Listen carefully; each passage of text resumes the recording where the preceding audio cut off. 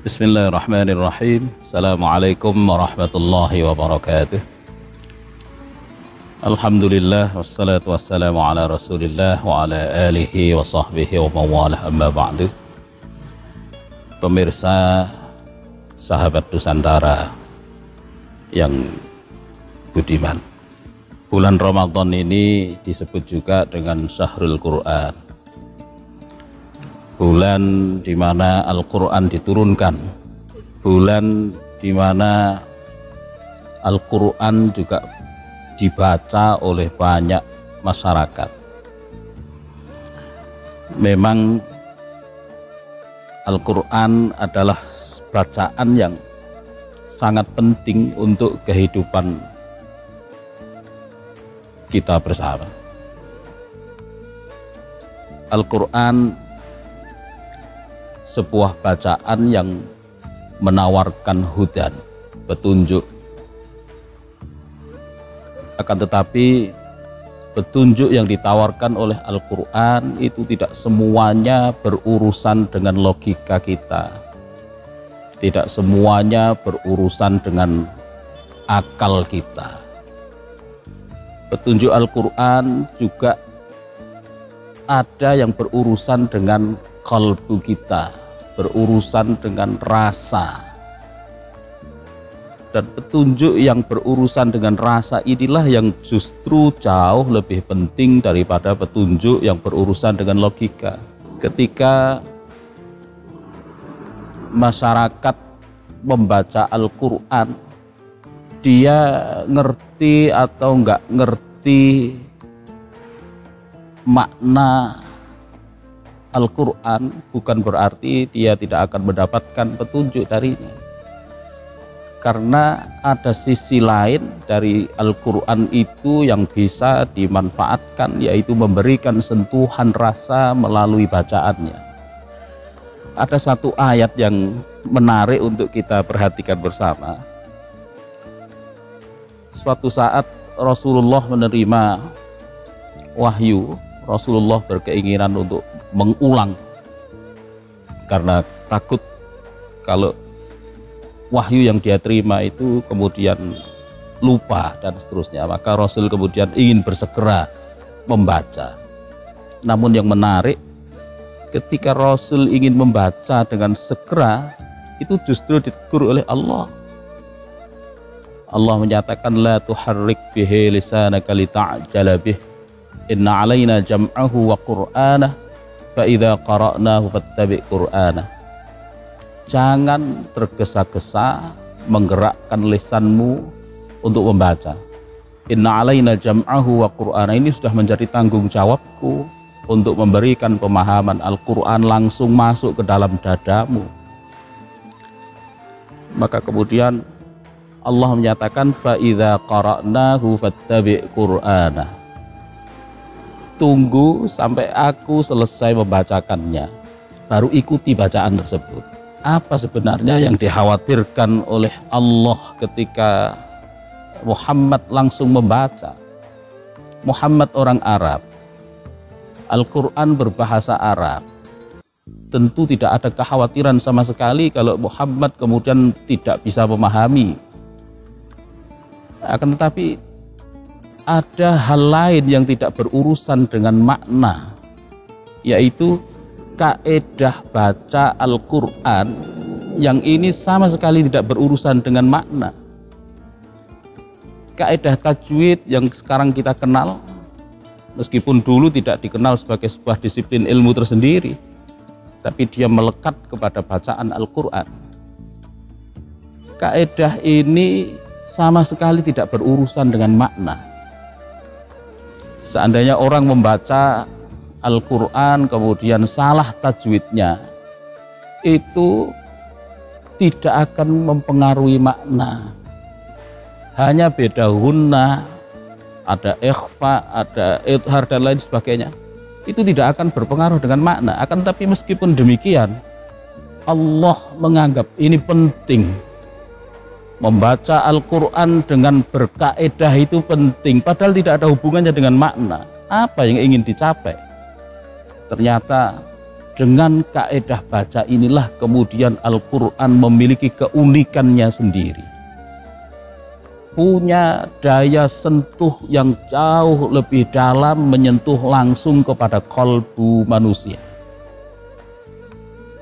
Ketika Al-Quran dibaca dengan bacaan yang berkaedah, maka qalbu manusia, qalbu pembacanya, bahkan qalbu pendengarnya sedang digarap oleh Al-Quran. Al-Quran sedang berbicara dengan pembacanya, pendengarnya menggunakan sentuhan-sentuhan batin, bahasa-bahasa batin, yang kemudian akan direspon oleh pembacanya maupun pendengarnya dengan respon ketenangan, kedamaian, dan tidak menutup kemungkinan dia akan mendapatkan kesadaran batin.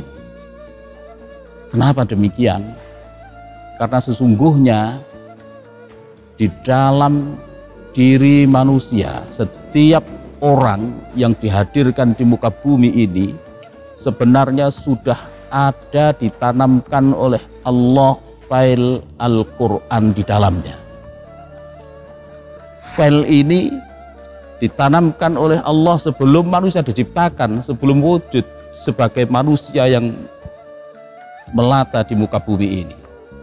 Tapi sejak awal file ini sudah ditanamkan, sehingga di dalam diri setiap manusia itu ada file Al-Quran. Maka ketika kemudian Al-Quran dibaca dengan bacaan yang benar, maka file yang ada di dalam ini seakan-akan tergetar menyambut bacaan yang datang dari luar. Ternyata sama persis dengan yang ada di dalam Al-Quran, di dalam diri manusia. Al-Quran yang ada di dalam ini adalah Al-Quran yang berkaedah. Oleh karenanya seringkali kita menyaksikan atau barangkali kita juga mengalami sendiri ketika suasana mendukung, artinya file yang ada dalam diri kita itu, file Al-Quran yang ada dalam diri kita itu sedang tidak tertutup oleh file-file yang lain. Suasana mendukung, kita berada di Masjidil Haram, suasana mendukung semuanya. Mendengarkan imam membaca Al-Quran ketika salat, banyak di antara kita yang meneteskan air mata. Dia tersentuh dengan bacaan Al-Quran yang begitu indah. Padahal ketika ditanya kembali, apakah ngerti kamu apa yang dibaca? Rata-rata kita mengatakan tidak. Lantas apa yang membuat kamu tersentuh?